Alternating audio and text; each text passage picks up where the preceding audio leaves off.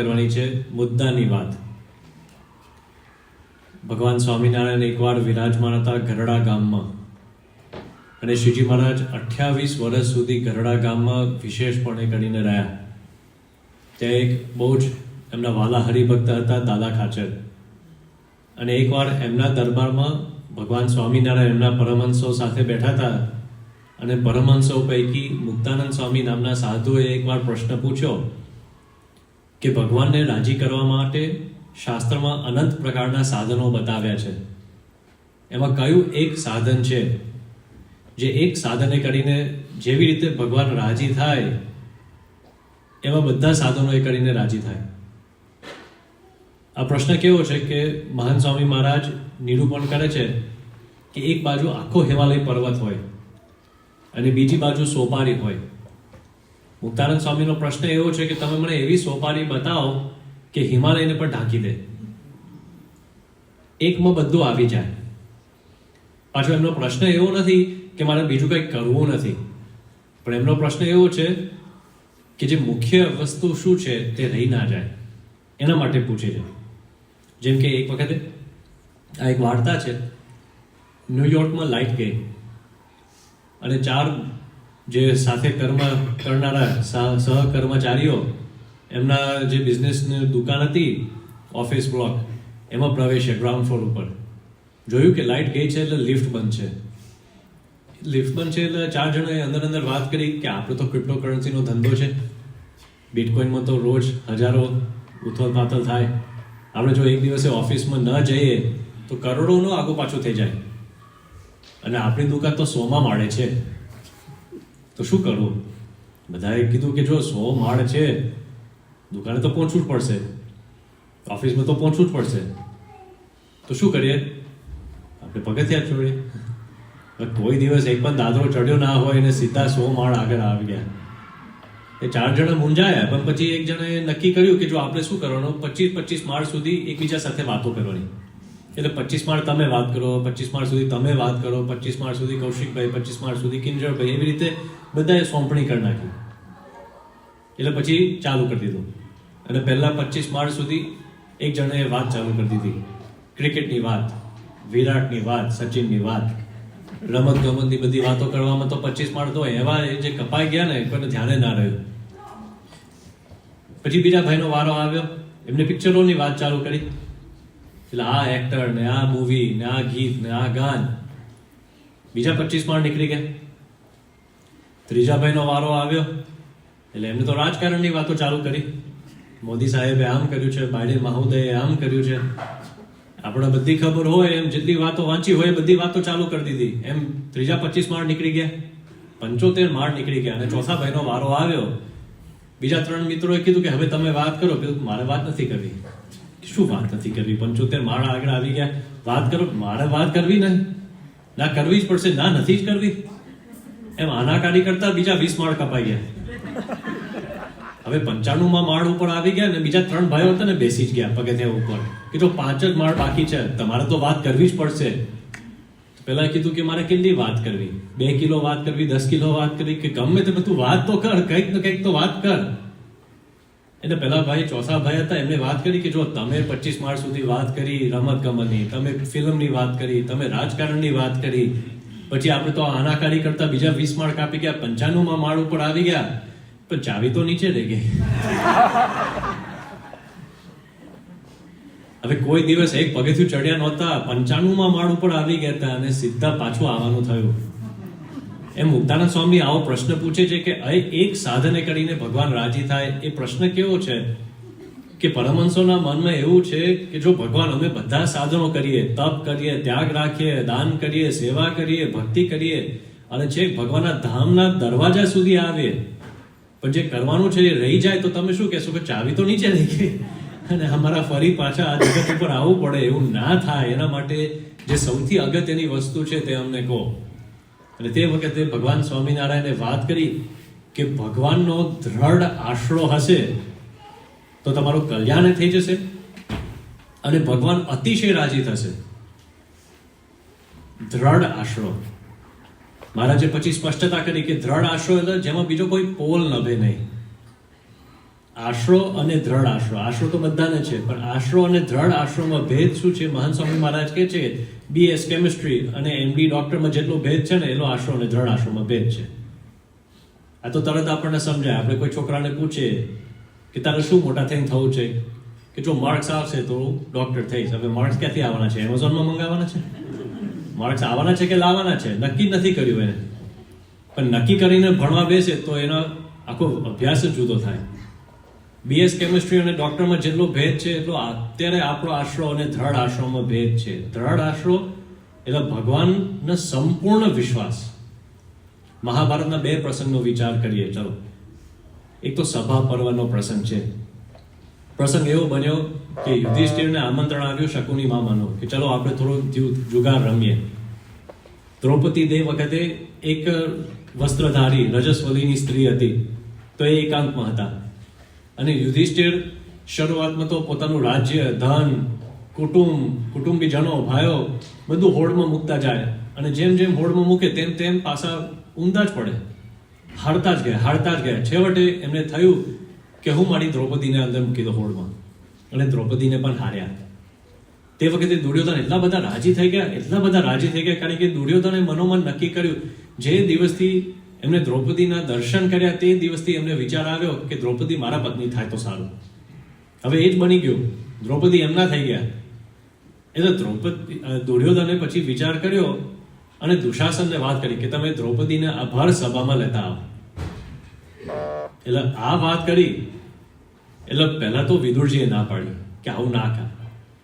વિદુરજીએ કીધું કે એ તો સ્ત્રી છે, ના તો પુરુષોની સભા છે, એક સ્ત્રીને આ ભર સભામાં કેવી રીતે લાવશો? દુર્યોધને કીધું કે આ જ આગળનો કાર્યક્રમ છે, તમારા ના જોવો હોય તો તમે અહીંથી ચલાવો. તો વિદુરજી ત્યાંથી નીકળી ગયા, અને દુશાસનને ફરી કીધું કે તમે ગમે તેમ કરીને દ્રૌપદીને અહીં ખેંચીને બહાર લાવજો સભામાં. દ્રૌપદીને મળવા માટે ગયા એકાંતમાં, અને દ્રૌપદીનો ચોટલો પકડીને પુરુષોની સભાની વચ્ચે નાખી દીધા. અને તે વખતે દ્રૌપદીએ યુધિષ્ઠિર સામું જોયું અને કહ્યું કે યુધિષ્ઠિર રક્ષસ્વ, તમે મારી રક્ષા કરો. યુધિષ્ઠિરે બધું પોતાની જાતને હારીને જ ત્યાં બેઠો હતો, એટલે યુધિષ્ઠિરે નીચું મોઢું ફેરવી લીધું. પછી એમને વિચાર આવ્યો કે ચલો ભીમ રક્ષસ્વ, ભીમ મારી રક્ષા કરો. ભીમે નીચું મોઢું ફેરવી લીધું. અર્જુન, નકુલ, સહદેવ 5 પતિ સામું જોયું, 5 પ્રાર્થના કરી, 5ની પાસેથી મદદ માગી કે તમે મારી રક્ષા કરો. 5 પતિએ નીચું મોઢું ફેરવી નાખ્યું. વિચારો, દ્રૌપદીને 5 પતિ હતા, એક પણ કામમાં ના આવ્યા. આ લોકમાં એક પતિ હોય, આપણે શું કરવાના છે કોઈના માટે? 5 પતિ એક પણ કામમાં ના આવ્યા. અને તે વખતે એમને થયું ન સા સભા યત્ર ન સંતિ વૃદ્ધા. ભારતના પાર્લામેન્ટ ઉપર લખેલું જે વાક્ય છે ને, એ મહાભારતના સભા પર્વનું અહીંનું વાક્ય છે કે એ જ સભા કહેવાય કે જેમાં આપણા વડીલ બંધુઓ બેઠા હોય. એટલે દ્રૌપદીએ ભીષ્મ પિતાને વાત કરી, પ્રાર્થના કરી, તમે મારી રક્ષા કરો, તમે મને મદદ કરો. ભીષ્મ પિતાએ વાત કરી, અર્ધસ્ય પુરુષો દાસ, all men are money, all men are slaves to money. બધા જ માણસો પૈસાના ગુલામ છે. અમે દુર્યોધનના રોટલા ખાધા છે, એટલે અમે તો લાચાર છે. અમને ખબર જ છે કે આ ખોટું થાય છે, પણ એની સામે અમે ના બોલી શકીએ. એટલે દ્રૌપદીને થયું કે મારી પાસે કોઈ નથી હવે. અને દુર્યોધને આખું નાટક જેવું જોયું અને એટલા રાજી થઈ ગયા, પોતાનું ધોતી ઊંચું કરી નાખ્યું અને પોતાની ખુલ્લી જાંગ બતાવી દ્રૌપદીને કે હવે બસ અહીંયા બેસ, બીજે તારે ક્યાં જવું. આ જોયું એટલે ભીમસેન એટલા બધા ગુસ્સામાં આવી ગયા. એમને કહ્યું કે ચંચલ ભ્રમિત ભુજ ચંડ ગધા વિઘાત. એમને કહ્યું કે દુર્યોધન, અત્યારે હું પરવશ છું, એટલે અત્યારે હું કંઈ નહીં કરી શકું, પણ હું પ્રતિજ્ઞા લઉં છું કે દુશાસને દ્રૌપદીના વાર છૂટા કરીને ચોટલો પકડીને એ બાંધ્યા અને ચોટલા પકડીને એ નાખ્યા છે, પણ હું પ્રતિજ્ઞા લઉં છું કે મારા 2 હાથને ગદા સમાન માનીને તારી આ ખુલ્લી જાંગને તોડીને એમાંથી લોહી કાઢીને એ લોહીથી હું દ્રૌપદીના વાર ધોઈશ, અને પછી છેલ્લે એ દિવસથી આપણે દ્રૌપદીનો ચોટલો બાંધીશું. દુર્યોધન સ્થિર થઈ ગયો કે આ શું પ્રતિજ્ઞા લે છે માણસ. પણ એને ખબર હતી અત્યારે તો કાંઈ નહીં કરી શકે, ધોતિયું નીચું કરી દીધું, પણ પછી હવે કરવાનું શું? એટલે દુર્યોધને દુશાસનને આજ્ઞા કરી કે તમે દ્રૌપદીનું આખું વસ્ત્ર છે ને ખેંચી નાખો, અને જે રૂપ પાછળ આખી દુનિયા પાગલ થઈ ગઈ છે, એ દુનિયાને દર્શન કરાવો કે આ રૂપ કેવું છે. હવે એક બાજુ એક સ્ત્રી અને બીજી બાજુ દુશાસન, જેના માટે કહેવાય છે કે એક એક હાથમાં 10,000 હાથીનું બળ.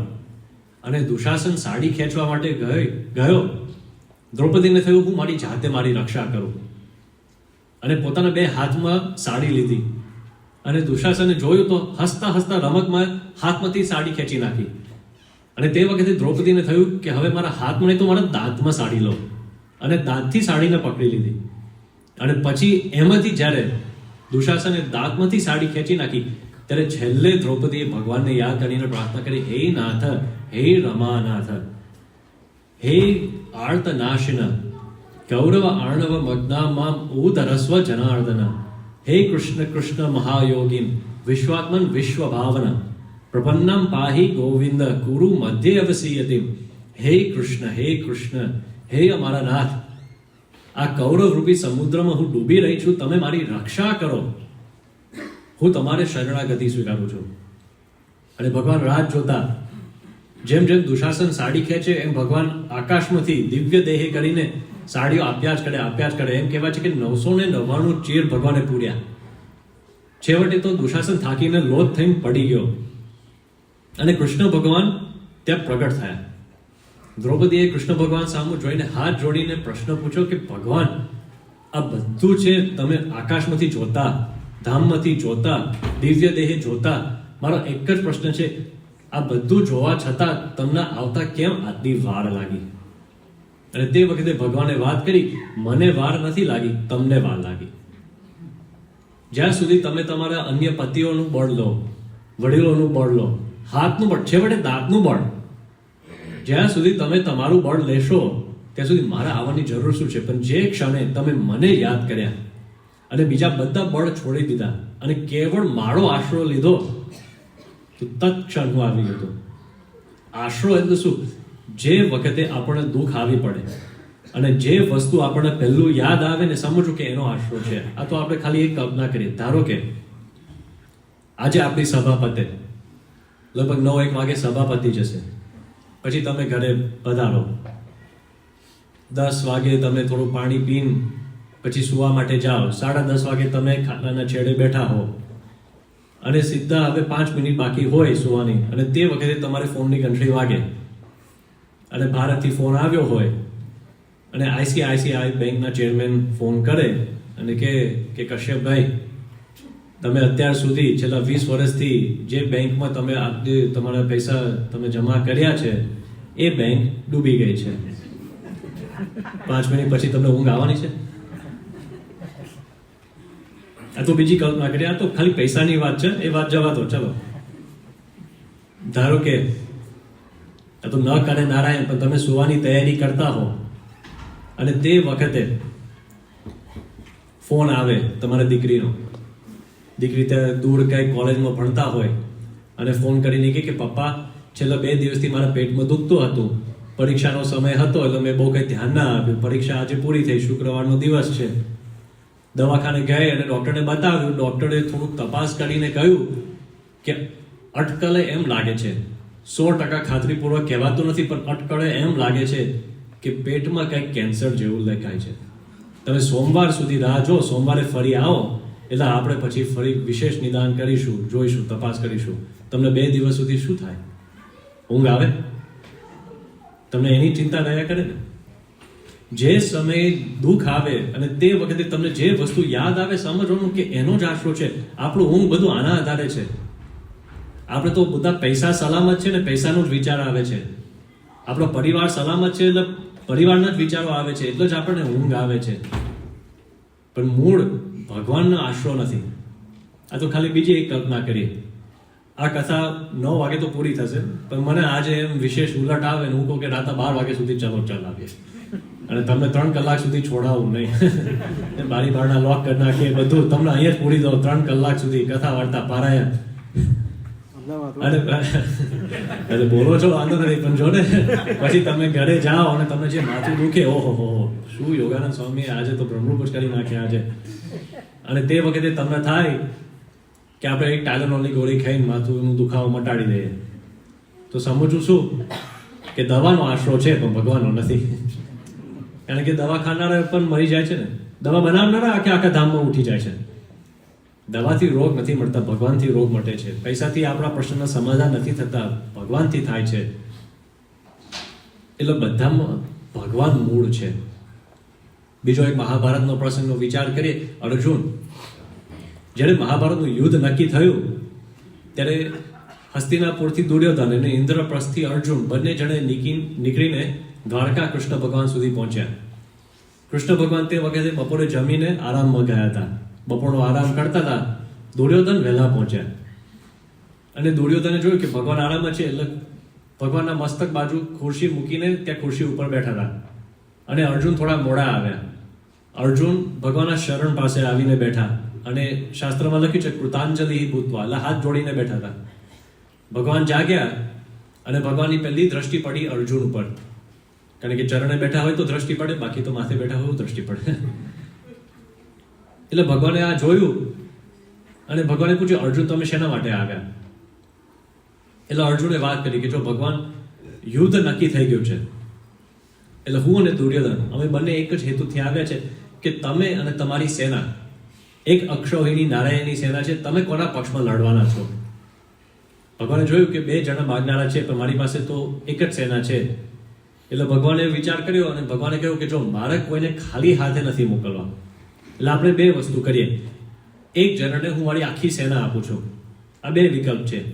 એક વિકલ્પમાં મારી આખી સેના, એક અક્ષૌહિણી સેના, જેમાં હાથી ઘોડા પાલખી બધું તમને મળી જાય, અસ્ત્ર શસ્ત્ર બધું મળી જાય. અને બીજા વિકલ્પમાં હું એકલો, અને હું પાછો કેવો ન્યસ્ત શસ્ત્રોહમ, હું મારા હાથમાં કોઈ શાસ્ત્ર લેવાનો નથી.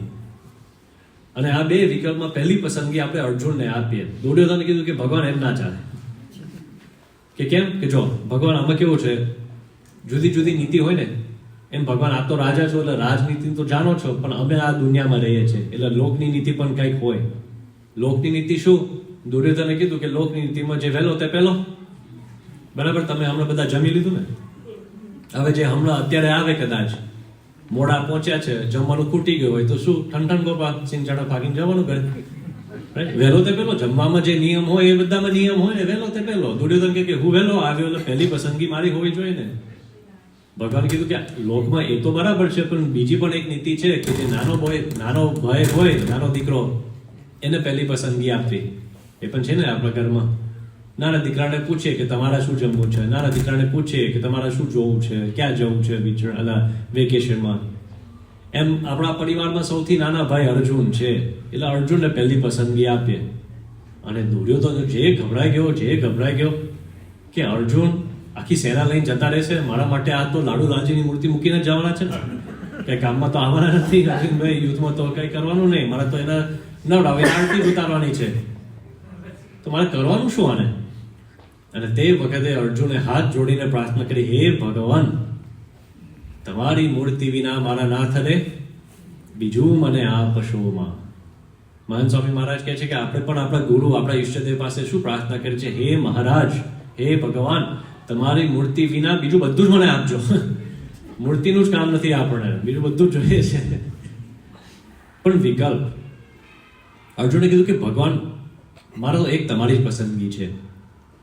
કેટલા લોકો એમ કહે છે કે મહાભારતનું યુદ્ધ કુરુક્ષેત્રમાં રમાયું. મહાભારતનું યુદ્ધ 18 દિવસનું હતું અને મહાભારતનું યુદ્ધ પાંડવ અને કૌરવોની વચ્ચે હતું. એવું કાંઈ નહોતું. મહાભારતનું યુદ્ધ દ્વારકામાં થયું.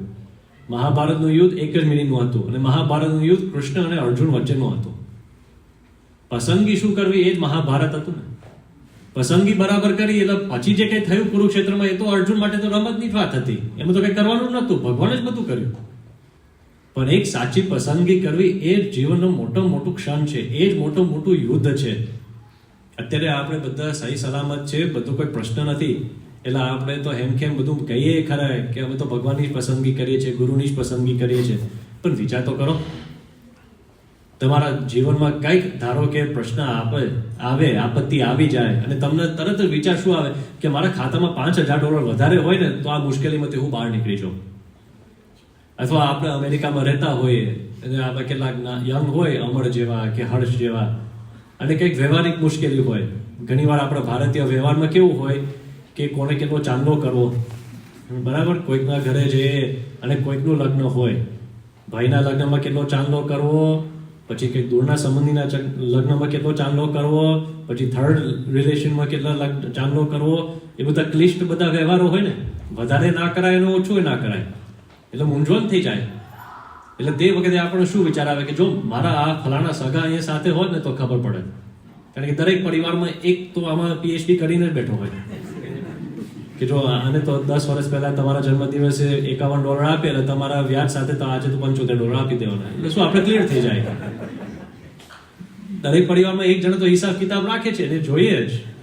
પણ તે વખતે આપણે વિચાર આવે કે મારા મામા અહીંયા હોત ને તો આ મુશ્કેલીમાંથી બહાર કાઢી મૂકે, મને બહાર કાઢી લાવે. તો સમજવું કે સગા સંબંધીનો આશરો છે, પણ ભગવાનનો હજી જોઈએ એવો નથી. આ તો એક માત્ર ભગવાનની પસંદગી કરવી. જો તમારા જીવનમાં અત્યારે આપણા ગુરુ મહાન સ્વામી મહારાજ છે, 90 વર્ષની ઉંમર છે. મહાન સ્વામી મહારાજ અહીંયા જ નોર્થ ઈસ્ટ ફિલાડેલ્ફિયા અને પરાસભામાં આવીને કે નિલેશભાઈ, કિંજલભાઈ, તમારી ઉપર બહુ રાજી, તમે કેટલા વર્ષોથી સેવા કરો છો, તમારી ઉપર બહુ રાજી છું કેવિનભાઈ, એટલે આજે તો તમે જે માગો તે આપો. પણ જો 2 વિકલ્પ છે. એક બાજુ તમે જો માગશો આખી દુનિયા આપી દો, જેટલા પૈસા જોઈએ, બીઝોસના, ઇલોન મસ્કના, લોન નહીં, તમારા જ, તમે તમારી રીતે જ વાપરો. એટલે આપણે કરવાનું શું પૈસા સાથે? જલસા, હરીએ ફરીએ, રમીએ કરીએ, જમીએ, જેટલું ખાઈએ એટલે તો રોગ વધે, એટલે પછી ડોક્ટરની જરૂર પડે. પણ ચિંતા શું કરવાની, દુનિયાનો પક્ષ લીધો છે એટલે તો જેટલા ડોક્ટર છે એ પણ તમારા જ છે. હાર્ટ એટેક, હાર્ટ બાયપાસ, જે કંઈ કરવું હોય કૌશિકભાઈ, બધું મફતમાં, અને સારામાં સારા ડોક્ટર સુબ્રમણ્યમ તમારા ઘરે આવીને બધું બતાવી દેશે. બરાબર, શું ચિંતા કરવાની? તમે દુનિયાનો પક્ષ લીધો છે ને, અને તમારે જેટલું કરવું હોય એ બધું તમારું. પણ જો બીજો વિકલ્પમાં હું પોતે, મહાન સ્વામી મહારાજ દેખાય છે ફોટા ઉપર, મહાન સ્વામી મહારાજ કેવા છે? 90 વર્ષની ઉંમર છે, બેક સ્પેઝમ્સ આવે છે, છેલ્લા લગભગ 25 દિવસથી દવાખાનામાં બેઠા છે, જાતે ઊભા નથી થઈ શકતા, જાતે બેસી નથી શકતા, દંડવાત કે પૂજામાં પણ એમને તકલીફ પડે છે, ઊંઘ બરાબર નથી, જમવામાં તો કાંઈ ખાવાનું નહીં, કશું જાજુ પચતું નથી. પછી તમે કહો કે પૈસા શું આપો, એ પોતે આપણા જેવા છે, અલગ નિરંજન, એમની પાસે કોઈ રૂપિયો નથી. તમે કહો કે તમે કંઈક મારા માટે H1માંથી કંઈક ગ્રીન કાર્ડ મળી જાય એના માટે ભલામણ કરો, એ ક્યાં અંગ્રેજી જાણે છે, કોને પત્ર લખશે, કોને ફોન કરશે? કાંઈ સામર્થ્ય દેખાતું નથી, કોઈ દિવ્યતા જણાતું નથી. ન્યસ્ત શસ્ત્રો હમ, હાથમાં કોઈ શસ્ત્ર અસ્ત્ર નથી. પણ તે વખતે આપણે પસંદગી કોની કરીએ? એક બાજુ દુનિયા રમણીયું લાગે અને લાગે કે આમાંથી જ આપણું કામ થાય, પણ અર્જુનને ખબર હતી કે એ વસ્તુ કામમાં અંતે નહીં આવે. જે રામ રાખે તેને કોણ રાખે? આપણી સાથે જો ભગવાન હશે તો બીજું બધું થઈ જશે. અને ભગવાનની પસંદગી કરી. અર્જુન તો રાજી થઈ ગયા, ભગવાને રાજી થઈ, દુર્યોધને રાજી થઈ ગયા, એને તો સેના મળી ગઈ. એટલે બધા પોતપોતાના પક્ષમાં જતા રહ્યા. આમાં લાભ શું થયો? અર્જુનને જ લાભ થયો ને. અર્જુનને કેટલા બધા લાભ થઈ ગયા. ધારો કે એક દિવસ એવો આવ્યો યુદ્ધમાં કે જયદ્રથે નક્કી કર્યું કે મારે છે ને બીજા બધા પાંડવોને હરાવવા છે, અને યુદ્ધ પહેલા એમને શંકર ભગવાન પાસેથી વરદાન લીધું કે હું બધા પાંડવોને રોકી શકો. શંકર ભગવાને કીધું કે જો 5 પાંડવોમાંથી તમે 4 પાંડવને રોકી શકશો, પણ અર્જુનને તમે નહીં રોકી શકો, કારણ કે અર્જુન ઉપર મારા તો પૂર્વેથી જ આશીર્વાદ છે. તો જયદ્રથે કીધું કે હવે મારે કરવું શું? તો તમારે યુક્તિ વાપરવાની, અર્જુનને બીજા કામમાં લગાડી દેવાના, એને દૂર મોકલી દેવાના, અને તમારા બીજા 4 પાંડવોને રોકી દેવાના. એટલે શું? પછી આગળનું કામ ચાલ્યા કરે. અને જયદ્રથે આવું કર્યું, અને એ દિવસે 6 મહારથીઓએ ભેગા થઈને અર્જુનનો દીકરો અભિમન્યુનો વધ કરી નાખ્યો. અર્જુનને જ્યારે ખબર પડી એટલે અર્જુને પ્રતિજ્ઞા લીધી કે કાલે હું ને કા જયદ્રથ નહીં, કાલે મારા જયદ્રથને મારી નાખવા, અને જો સૂર્યાસ્ત પહેલા હું જયદ્રથને મારી ના નાખું તો હું જાતે જીવતા ચિત્તામાં પ્રવેશ કરીને આત્મહત્યા કરી નાખીશ. જાહેરાત જાતે કરી નાખી, કોઈને પૂછવા ગયા નથી. ભગવાને થયું કે મને તો પૂછો પહેલા, આ જેમ તેમ બધી પ્રતિજ્ઞાઓ લે છે. હવે તો ભગવાન તમે કરો. આ બાજુ કૌરવ પક્ષમાં હતા, એટલા બધા રાજી થઈ ગયા. કૌરવોએ જાણી લીધું કે અમારો તો હવે કાલે ટાઈમ પાસ જ કરાવવાનું છે. સૂર્યાસ્ત થાય ત્યાં સુધી અર્જુનને ખાલી આપણે બિઝી જ રાખવાના છે. એટલે બીજા દિવસે એવી વ્યૂહ રચના ગોઠવી દીધી, આગળ જ દ્રોણાચાર્યને મૂકી દીધા કૌરવો અને પાંડવો સામ સામે ઊભા હતા અને દ્રોણાચાર્યએ હાથ ઊંચા કરીને કહ્યું કે અર્જુન તું મારી સામે લડ. હવે તે વખતે તો બધા યુદ્ધના નિયમો, જેની સામે પડકાર કરે એને તો લડવું જ પડે. એટલે અર્જુને હાથમાં શસ્ત્ર લીધા. ભગવાને થયું કે આ તો પહેલેથી દ્રોણાચાર્યથી શરૂઆત કરીએ. આપણે ધારો કે હાઇકિંગ કરવા જઈએ તો આપણે ડેલાવેરથી ચાલુ કરવાનું, સીધા માઉન્ટ એવરેસ્ટથી ચાલુ કરવાનું હોય. ભગત આપણે તો કંઈક ટાંટિયા ભાગી નાખે. એમ આપણે તો પહેલા દ્રોણાચાર્ય આવે એટલે આખો દિવસ આમ જ હશે. એટલે ભગવાને કહ્યું અર્જુન આ તો આપણા ગુરુજી કહેવાય, તું એને દૂરથી વંદન કર, આપણને રજા આપી દેશે. એટલે અર્જુને હાથ જોડે જય સ્વામિનારાયણ, ચાલ આગળ ને આગળ. એટલે એ આગળ ગયા. એટલે પછી શ્રુતા યુદ્ધ નામના બીજા એક યોદ્ધા એ આવે અને એમને થયું કે ચલો હું દ્રોણાચાર્યની સામે લડું. એટલે દ્રોણાચાર્ય કહ્યું કે તું બાળક છે, બાલસભા બોલી છે, બીજી રૂમમાં બાલસભા થાય છે, આ તો વડીલોની પરાસભા છે, તું તારા છોકરા સાથે રમવા જા, અહીંયા તું રમીશ નહીં. એટલે એને જવા દીધો. પણ આ બધું જોયું એટલે એક બાજુ બીજી ત્રીજી બધી નાની મોટી લડાઈઓ ચાલ્યા કરે અને ભગવાન અર્જુનનો રથ આગળ વધારતા જાય. સમય પણ પસાર થતો જાય અને સાંજ પડી ગઈ અને સૂર્યાસ્તના થોડાક જ મિનિટો બાકી હતા. જયદ્રથ અને કૌરવ સેનામાં બધાને થઈ ગયું કે હાશ આજે આપણે જીતી લઈશું. અને ભગવાને ઐશ્વર્ય આપ્યું. ભગવાને પોતાનો હાથ લંબાવીને સૂર્યને ઢાંકી દીધો, ગ્રહણ જેવું વાતાવરણ કરી નાખ્યું. કૌરવો તો બહુ રાજી થઈ ગયા કે ચલો આપણે તો જીતી લીધું. એટલે મોટા ભાગે કૌરવ સેના પોતપોતાની છાવણીમાં આમ તેમ બધા નીકળી ગયા અને આખો રસ્તો ક્લિયર થઈ ગયો. અને એક જયદ્રથને ખબર પડી કે હજી સૂર્ય સંપૂર્ણ અસ્ત થયો નથી, આ કંઈક ચમત્કાર છે, તમે બધા પાછા આવો. પણ હવે બધા વિખરાઈ ગયા. પછી પરાસભાનું વિસર્જન થાય પછી હું કહું કે ના પાછા આવી જાઓ 10 મિનિટ, મારે હજી કંઈક વાત કરવી છે, કોઈ પાછો આવે. ગયા એમ બધા પોતપોતાને છાવણીમાં જતા રહે. અને અર્જુન સીધા જયદ્રથ પાસે આવી ગયા. ભગવાને પોતાનો હાથ ખેંચી દીધો. સૂર્ય બધાને દેખાવા માંડ્યો કે ઓહ આ તો આપણે 5 મિનિટ વહેલા પૂરું કરી નાખ્યું. અને ત્યાં અર્જુને તીર લઈને સીધું જયદ્રથનું માથું કાપવા માટે ગયા. અને ભગવાને કીધું કે જો જયદ્રથનું માથું કાપીને દૂર એના પિતા તપ કરે છે ને ત્યાં એના ખોરામાં પાડી દેજો. અર્જુન કીધું કે ભગવાન થોડું વધારે પડતું કહેવાય, એના બાપે ક્યાં આપણું બગાડ્યું છે, આપણે તો જયદ્રથની સામે પ્રતિજ્ઞા લીધી છે. અત્યારે અર્જુન તો મારી સાથે દલીલ ના કરીશ, હું કહું એમ કરીશ, આપણી પાસે બહુ ટાઈમ નથી. કશે મારી આગળ બેઠેલો છે, ફોન ઘડિયાળ બતાવીને બેઠો છે, ટાઈમ નથી, તમે બતાવી દેજો આ પ્રસંગમાં બધા તમારે જેટલા કેવું હોય છે. 9 મિનિટ 38 સેકન્ડ તમારા સમય મારા બધાને પતાવવાના ને. એટલે પછી અર્જુને કર્યું એવું. હવે એવો પ્રસંગ હતો કે જયદ્રથના પિતાશ્રીએ પૂર્વેથી દેવતાઓ પાસેથી વરદાન માગેલું. એમને ખબર જ હતી કે કોઈક તો આ મહાભારતના યુદ્ધમાં મારા દીકરાનો વધ કરી નાખશે. તો વરદાન એવું માગ્યું કે જે વ્યક્તિ મારા દીકરાનું માથું આ પૃથ્વી ઉપર પાડે એના માથાના 1000 ભાગ થઈ જાય. એટલે અર્જુને ભગવાનની આજ્ઞા પાડીને જયદ્રથનું માથું કપાવીને એમના પિતાના ખોળામાં નાખી દીધું. એ તો ધ્યાનસ્થ હતા, પણ જ્યારે કંઈક એના ખોળામાં પડ્યું અને જોયું કે મારા દીકરાનું એનું જ માથું છે, ઊભા થઈ ગયા અને એનું માથું જમીન ઉપર પડ્યું, એના ખોળામાંથી પડ્યું એટલે એનું પણ માથું ઉડી ગયું. એટલે એક કાંકરીએ 2 પક્ષી કહે ને, એક તીરથી જયદ્રથ અને એના પિતા બંને અસુરોનો વધ કરી નાખ્યો. હવે આવી નાની મોટી યુક્તિઓ કરીને, આવી નાની મોટી રક્ષાઓ કરીને ભગવાને કેટલું બધું કામ કર્યું છે મહાભારતમાં.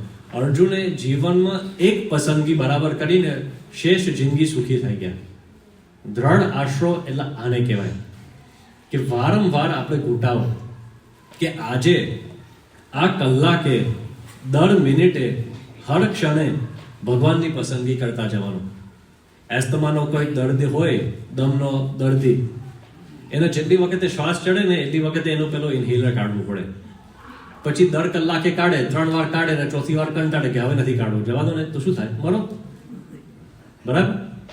પછી એ રીતે 3 વાર કાઢે ને ચોથી વાર એમ થાય કે હવે તો આવું 100 જણાની વચ્ચે ક્યાં મારું ઇન્હેલર કાઢવું, શરમ ના મારે ના કાઢે તો મરો. એમ કેવું શું ચાલે? આ એના માટે શ્વાસ છે, પ્રાણ છે. એને ખબર છે કે આના વગર હું શ્વાસ નહીં લઈ શકું, આના વગર હું જીવી નહીં શકું. એમ ભગવાન આપણા પ્રાણ બની જાય, ભગવાન આપણા શ્વાસ બની જાય. દર કલાકે યાદ કરવા પડે તો કરવાના, દર મિનિટે પ્રાર્થના કરવી પડે તો કરવાની, જાહેરમાં કરવા પડે તો શું શરમાવ. ભગવાનને જાહેરમાં યાદ કરવા, ખાનગીમાં યાદ કરવા, દર કલાકે યાદ કરવા, દર મિનિટે યાદ કરવા, પણ ધડાવતા જવું કે મારા એક ભગવાનની પસંદગી છે, એક ભગવાનની પસંદગી છે. પ્રમુખ સ્વામી મહારાજ, મહાન સ્વામી મહારાજના જીવનમાં આ જ દેખાય છે. પ્રમુખ સ્વામી મહારાજ 1988ની સાલમાં આફ્રિકામાં હતા. નાયરોબીથી મસાઈ મારાને થોડીક દૂર એક વન્ય વિસ્તારમાં વિચરણ માટે ગયા હતા અને ત્યાંથી પાછા ફરવાનું હતું. સ્વામીએ સવારે બધા સંતોને વાત કરી કે તમે બધા પહોંચી જાઓ, હું એક પધરામણી કરીને આવું. પધરામણી કરતા સ્વામી થોડા મોડા આવ્યા અને જ્યારે નાયરોબી મંદિરે પધાર્યા, નાયરોબીનું જૂનું મંદિર, અત્યારે શિખરબદ્ધ મંદિર છે એ નહીં, એ મંદિરમાં પ્રવેશતા 2-3 પગથિયાં હતા. સંતો બધા ત્યાં ઊભા હતા અને સંતો રોજ જુદા જુદા અભિનય કરે. તો એ દિવસે સંતોએ એવો અભિનય કર્યો કે કોઈક વૃદ્ધ વ્યક્તિ પગથિયાં ચડે અને કેવું એમને તકલીફ પડે, આમ હલે ચલે બધું. તો એવી રીતે થોડીક નાટક કરતા હતા. સ્વામી આ બધું જોયું, સ્વામી હસવા માંડ્યા. પછી સ્વામીએ કીધું કે અમારી લાકડી અમને આપો, અમારી લાકડી આપો. એટલે સંતો વિચારમાં પડી ગયા કે લાકડી, પ્રમુખ સ્વામી મહારાજ કહ્યું લાકડી એટલે વોકિંગ સ્ટિક તો વાપરતા નથી, તો આ ક્યાંથી વાત આવી? અને પછી ત્યાં તો એક સંત લાકડી લઈને આવી ગયા. બધા વધારે અચંબામાં પડી ગયા કે આ લાકડી આવી ક્યાંથી. એટલે પછી સંતોએ પૂછ્યું કે સ્વામી આ વોકિંગ સ્ટિક તમે ક્યાંથી લાવ્યા? એટલે પ્રમુખ સ્વામી મહારાજે વાત કરી કે જો તમે બધા તો અહીંયા મંદિરે સીધા આવ્યા, અમે પધરામણી કરીને આવ્યા અને આપણે જ્યાં ઉતારો કરતા હતા એ જે હરિભક્ત હતા પંજાબી સરદારજી, એનું નામ હતું ટીનુ સિંહ. તે વખતે એ નામથી ઓળખાતા ટીનુ સિંહ. અમે એમના ઘરે પધરામણી કરીને આવ્યા. હવે પધરામણીમાં સામાન્ય રીતે લોકો થોડીક આર્થિક ભેટ મૂકે ઠાકોરજી માટે, પણ એ ભાઈને વિચાર આવ્યો કે અમારા પ્રમુખ સ્વામીને એવી કંઈક વસ્તુ આપવી છે કે જેમના ઉપયોગમાં આવે. એટલે પેલા પંજાબી ભાઈએ પ્રમુખ સ્વામી મહારાજને વોકિંગ સ્ટિક, લાકડી આપી. એટલે બધા સંતો વિચારમાં પડી ગયા કે સ્વામી આપ ક્યાં કોઈ લાકડી વાપરો છો, આવું ક્યાં કોઈ ટેકો લીધું છે કોઈ દિવસ? તો આ પંજાબી ભાઈએ તમને શું કામ વોકિંગ સ્ટિક આપી કે તમારે ઉપયોગમાં આવે? એવી વસ્તુ તો કઈ છે નહીં. એટલે બાપાએ સમજાવ્યું કે જો અત્યારે હું વાપરતો નથી, પણ પેલા પંજાબી ભાઈની ભાવના એવી હતી કે અત્યારે તમે નથી વાપરતા, પણ જેમ જેમ તમારી ઉંમર થશે તેમ તમારા જીવનમાં એક ટેકો જોઈશે, એટલે અત્યારથી તમને આ સ્ટીક આપું છું લાકડી, અને ભવિષ્યમાં તમે જ્યારે આ ટેકો લેશો, જેટલી વાર આ ટેકો લેશો એટલી વાર તમે મને યાદ કરશો, અને જેટલી વાર મને યાદ કરશો એટલું મારું જીવન ધન્ય થતું જશે. આવી એમની ઉદાત્ત ઉચ્ચ ભાવના હતી.